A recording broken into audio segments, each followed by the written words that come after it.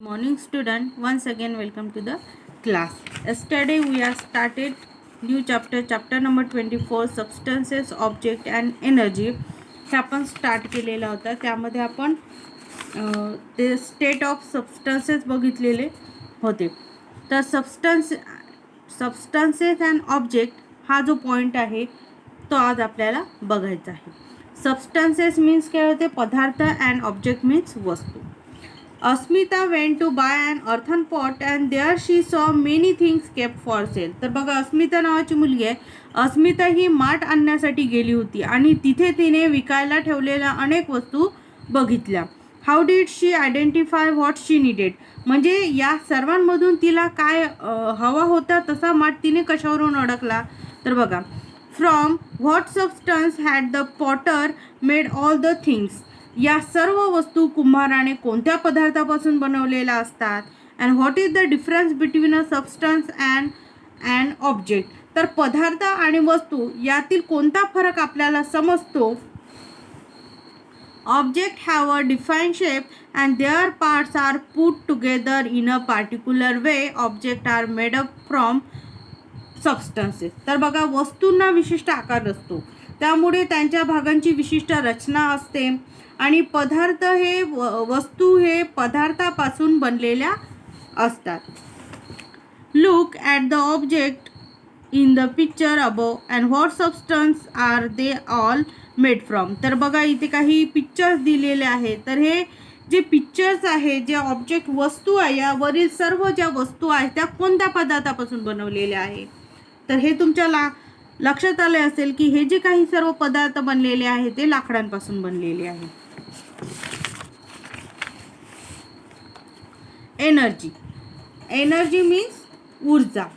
We make useful object from a variety of substances. Another use of substances is that we get energy from some of them.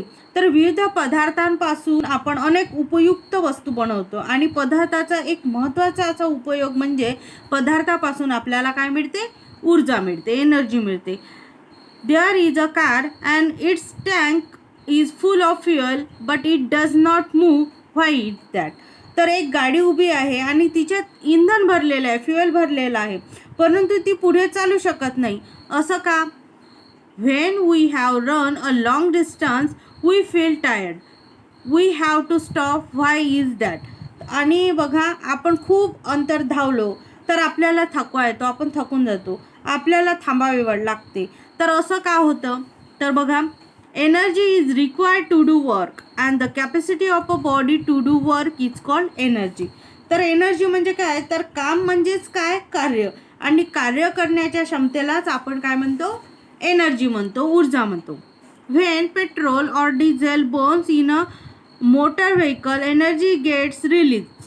And when the petrol is finish or if is stop burning the vehicle to stop running. तर बघा, motor गाडीत petrol किंवा डिझेलच्या ज्वलनातून कार्य करण्याची जी क्षमता असते ती क्षमता म्हणजे ऊर्जा मुक्त होते. आणि पेट्रोल संपलं किंवा त्याचे ज्वलन थांबले की गाडी सुद्धा थांबत असते. When something burns, energy gets release in the form of heat. You have learned that in our body two energy is obtained by the burning of certain substances. त्यामुळे ज्वलनातून उष्णतेच्या स्वरूपात ऊर्जा मिळते आणि आपल्या शरीरात सुद्धा काही पदार्थाच्या ज्वलनातून ऊर्जा निर्माण होते.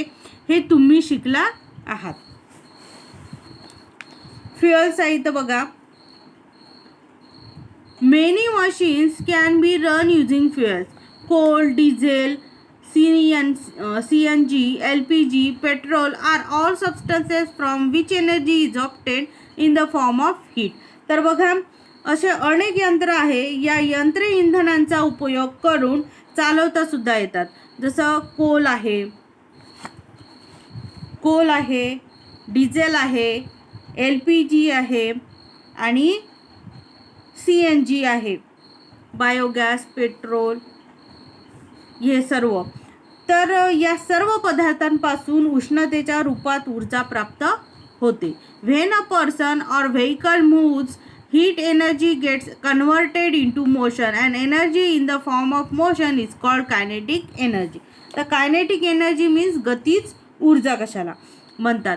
तर धावणाऱ्या व्यक्ती किंवा धावणाऱ्या गाड्यांमध्ये उष्णतेचे रूपांतर हे गतीच्या स्वरूपात होते. त्यामुळे गतीच्या स्वरूपातील ऊर्जेला आपण गतीज ऊर्जा म्हणजेच कायनेटिक एनर्जी असं आपण म्हणतो. All moving things have kinetic energy. For example, when the wind blows, the windmills turn, and sailing boats and clouds move from one place to another. And this work is possible only because of the kinetic energy of the wind. तर बघा, सर्व ज्या काही गतिमान वस्तूमध्ये ही गतीज ऊर्जा असते.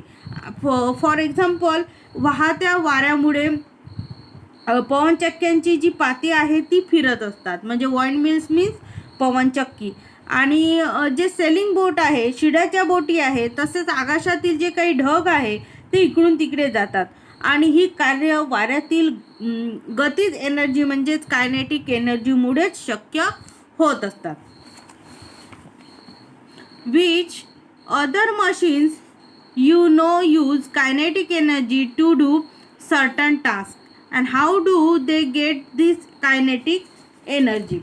तर कायनेटिक एनर्जीमुळे चालणारी आणखी कोणकोणती यंत्रे तुम्हाला माहीत आहे आणि त्यांना कशापासून ऊर्जा मिळते. तर बघा, a ceiling fan, a mixer grinder, a water pump are machines in which kinetic energy is use and they get kinetic energy from electricity and electricity is also a form of energy. तर बघा, आपल्या घरातील जसं पंखे आहे, स्वयंपाकघरातील mixer आहे, पाण्याचा पंप आहे, तर या उपकरणांमध्ये ही कायनेटिक एनर्जीमुळेच कामे होत असतात. आणि ही जी कायनेटिक एनर्जी आहे त्यांना विद्युत म्हणजेच विजेपासून ही मिळत असते. आणि याचा अर्थ असा होतो की विद्युत हेही सुद्धा ऊर्जेचे एक रूप आहे. तर बघा, what is the original source of energy for the electricity produced at a thermal power station. तर औष्णिक विद्युत केंद्रात ऊर्जेचे जे मूळ स्रोत आहेत तर ते कोणते असतात. what uses of heat energy do we see in our daily life. तर रोजच्या जीवनामध्ये आपण उष्णता ऊर्जा इतर कोणकोणत्या कामासाठी आपण वापरत असतो. तर बघा, अदर फॉर्म ऑफ एनर्जी म्हणजे ऊर्जेची आणखी काही कोणती रूपं आहेत, इतर रूपं बघायची आपल्याला. We use several devices in which work is done using not heat but other form of energy. For example, we use electricity to run the TV. In it the electricity is converted into light and sound energy. In a solar cooker or solar water heater solar energy is use. तर बघा, ऊर्जेची इतर काही जी रूपं आहेत तर ती कोणती आहेत. तर बघा, आपण अशी अनेक यंत्र वापरतो ज्यात होणारे काम हे कायनेटिक एनर्जीमुळे होत नसून ऊर्जेच्या इतर रूपांमुळे होत असते. जसं फॉर एक्झाम्पल दिलं आहे त्यांनी, आपण TV बघतो तर TV चालवण्यासाठी आपल्याला विद्युत ऊर्जा आपण वापरत असतो. TV मध्ये विद्युतांचे जे रूपांतर होते ते प्रकाश आणि ध्वनी या ऊर्जेत होत असते. त्यामुळे सोलर कुकर किंवा सोलर वॉटर हीटर आहे आणि सोलर एनर्जी, तर सूर्यचूल आणि सौर ऊर्जेचा आपण वापर करत असतो. Plants use sunlight to prepare their own food. In this process, energy from sunlight is stored in the food substance they make, and these are the substances that burns in our body and give us all the energy we need for various purposes. तर बघा, सूर्यप्रकाशाचा वापर करून वनस्पती त्यांचे अन्न तयार करत असतात, हे तुम्हाला माहीतच असेल. त्याचप्रमाणे या क्रियेत सूर्यप्रकाशातील जी ऊर्जा आहे ती अन्नपदार्थात साठवली जाते आणि याच अन्नपदार्थाच्या ज्वलनातून आपल्याला कामे करण्यासाठी एनर्जी मिळत असते. When we burn substances like coal, mineral oil, the stored energy they contain is converted into heat energy.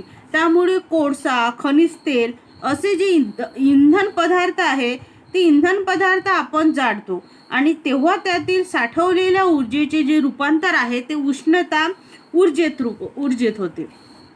Sources of energy म्हणजे ऊर्जेचे स्तोत्र कोणते आहे? We use various form of energy such as heat, light, sound, electricity and kinetic energy to do different task. तर बघा, विविध कार्य करण्यासाठी आपण उष्णता, प्रकाश, हीट म्हणजे उष्णता, लाईट मीन्स प्रकाश, साऊंड मीन्स ध्वनी, इलेक्ट्रिसिटी मीन्स विद्युत आणि कायनेटिक एनर्जी मीन्स गतीज ऊर्जा, इथे अशा ऊर्जांचा आपण वापर करत असतो.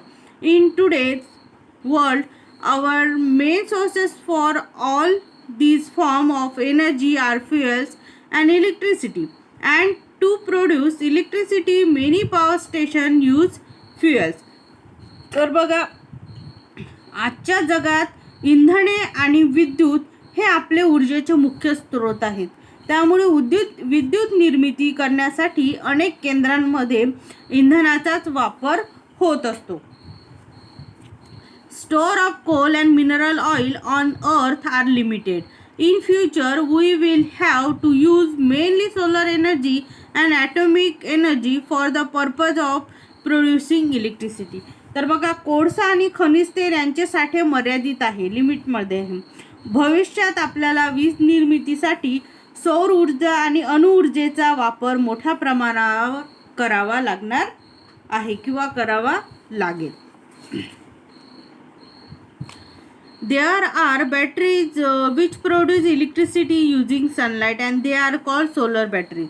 तर आता सौर घट म्हणजे सोलर बॅटरी. सूर्यप्रकाशाचा वापर करून विद्युत निर्मिती करणाऱ्या बॅटरी ही असतात आणि त्यांनाच आपण सौर घट म्हणजे सोलर बॅटरी असं सुद्धा म्हणतो. The heat of the sun, flowing water and wind do not get depleted and besides they do not cause pollution when used to produce electricity, but producing electricity by this method is expensive. तर बघा, सूर्याची उष्णता, वाहते वारे, पाणी हे कधीही न संपणारे आहेत आणि त्यांच्यापासून वीज निर्मिती केल्यास प्रदूषण सुद्धा होत नाही. परंतु या ज्या काही पद्धती आहेत त्या खूप महाग आहेत. And in any method of electricity generation, resources from the environment have to be used and hence making a habit of using the minimum amount of electricity is necessary in today's world. त्यामुळे मात्र कुठल्याही पद्धतीने वीज निर्मिती करण्यासाठी पर्यावरणातील साधनांचा वापर होतो आणि याशिवाय खर्च सुद्धा हा येतोच. त्यामुळे कुठल्याही प्रकारच्या ऊर्जेचा वापर कमीत कमी प्रमाणात करण्याची सवय होणे हे आजच्या जगात खूप गरजेचे आहे आणि हे तुम्हाला माहीत असायला पाहिजे. आता हे आपल्याला नेहमी लक्षात ठेवायचं आहे की sunlight, wind and water are non inexhaustible sources of energy. They must be use to the maximum extent as alternative source of energy. तर सूर्याची उष्णता, वारा आणि पाणी हे न संपणारे ऊर्जा स्रोत आहे आणि त्यांचा वापर पर्यायी ऊर्जा स्रोत म्हणून आपण जास्तीत जास्त केला पाहिजे, हे नेहमी लक्षात ठेवायचं. तर एक्सरसाइजमध्ये what the solution and use your brain power हे दोन्ही क्वेश्चन आपल्याला घ्यायचे नाही आहे, वगळण्यात आलेले आहे सिलेबसमधून. त्यामुळे question number C, answer the following question, यामधला फर्स्ट नंबरचा आपण घेतलेला होता आणि राहिलेले जे बी, सी आणि डी नंबरचे जे क्वेश्चन आहे ते आपल्याला घ्यायचे आहे. तर बघा, हार्डवर्ड्स आहे सॉलिड मीन्स स्थायू, लिक्विड मीन्स द्रव, ट्रान्सपरन्सी मीन्स पारदर्शकता, सोल्युबिलिटी मीन्स विरघळणे अँड विंड स्माइल मीन्स पवनचक्क्या. तर ॲन्सर द फॉलोइंग क्वेश्चनमधलं बी आहे in which state is water found in nature. त्याचा आन्सर आहे, तर निसर्गात पाणी कोणकोणत्या अवस्थामध्ये आढळते. त्याचा आन्सर आहे solid, liquid and gaseous are the 3 states in which water is found in nature. तर याचा आन्सर परत तुम्हाला 3 टाइम्स राईट डाऊन करायचा आहे.